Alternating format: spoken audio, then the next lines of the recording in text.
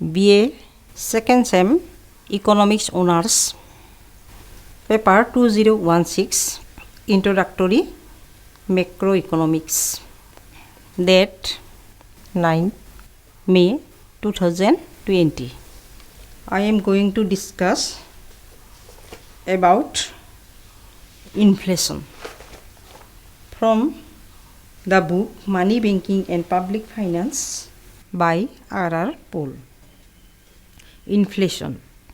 It means a substantial and rapid increase in the general price level which causes a decline in the purchasing power of money. Inflation is statistically measured in terms of percentage increase in the price index per unit of time, that is a year or a month.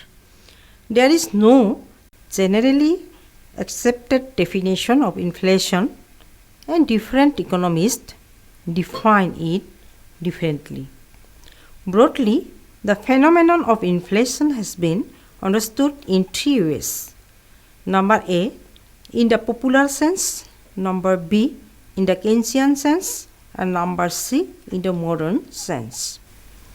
Now, generally, inflation has been defined either as a phenomenon of rising prices or as a monetary phenomenon. Definitions given by the economists like Crowther, Gardner Ackley, H.G. Johnson regard inflation as a phenomenon of rising prices. According to Crowther, inflation is a state in which the value of money is falling. That is, the prices are rising. In the words of Gardner Ackley, inflation is a persistent and appreciable rise in the general level or average of prices. Next, economists like Friedman, Coolborn, Hathaway, etc. define inflation as a monetary phenomenon. According to Friedman, inflation is always and everywhere a monetary phenomenon. Keynes defined inflation as a phenomenon of full employment. According to him, inflation is the result of the excess of aggregate demand over the available aggregate supply, and true inflation starts only after full employment. So long there is unemployment, employment will change in the same proportion as the quantity of money, and when there is full employment, prices will change in the same proportion as the quantity of money. Keynes doesn't deny that prices may rise even before full employment, mainly due to the existence of certain bottlenecks in the expansion of output. But he termed such a rise in prices as semi-inflation. It is the true inflation after full employment which poses a real threat to the economy and is to be worried about. Modern economists analyze inflation in a comprehensive and unified manner. The modern view of inflation can be summarized as number A. Generally, two types of inflation are distinguished: demand pull inflation and cost push inflation. In the demand pull inflation, inflation and falling unemployment are supposed to go together, while in the cost push inflation, inflation and rising unemployment are supposed to occur simultaneously. Next number. During late 1950s, A.W. Phillips empirically supported the idea that there existed a permanent long-run trade-off between inflation and unemployment, which implied that less inflation meant more unemployment, and less unemployment would coexist with a higher rate of inflation.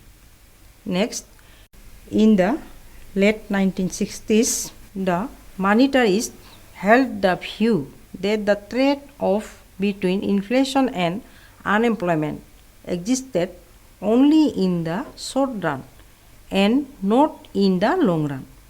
In the long run, when anticipated inflation is equal to actual inflation, inflation and unemployment will simultaneously increase.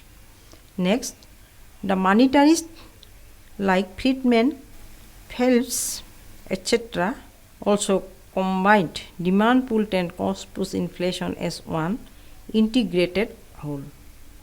According to them, inflation is a unified phenomenon in which demand and cost elements appear as a part of one integrated cycle and in which expectations of future price level movements play a prominent role. Now, features of inflation. Number 1, inflation is always accompanied by a rise in the price level. Number 2, inflation is a monetary phenomenon. Next number, inflation is essentially an economic phenomenon as it originated in the economic system and is the result of action and interaction of economic forces.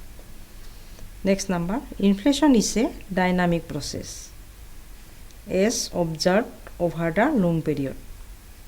Next, a cyclical movement of prices is not inflation. Next, pure inflation starts after full employment. Next number, inflation may be demand pull or cost push.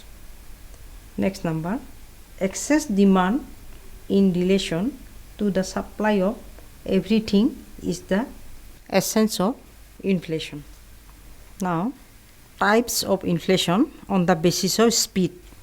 On the basis of speed, inflation can be classified as creeping inflation, walking inflation, running inflation, and galloping or hyperinflation.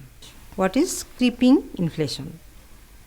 Creeping inflation is the mildest form of inflation.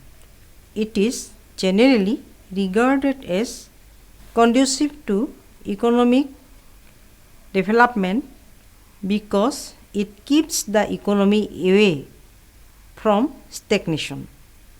But some economists consider creeping inflation as potentially dangerous. They are of the view that if not properly controlled in time, creeping inflation may assume alarming proportions. Under creeping inflation, prices rise about 2% annually. Now, what is walking inflation? Walking inflation occurs when the price rise becomes more marked as compared to creeping inflation. Under walking inflation, prices rise approximately by 5% annually. Now, running inflation. Under running inflation, the prices increase at a still faster rate.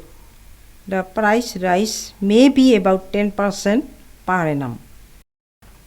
Another important types of inflation on the basis of speed is galloping or hyperinflation.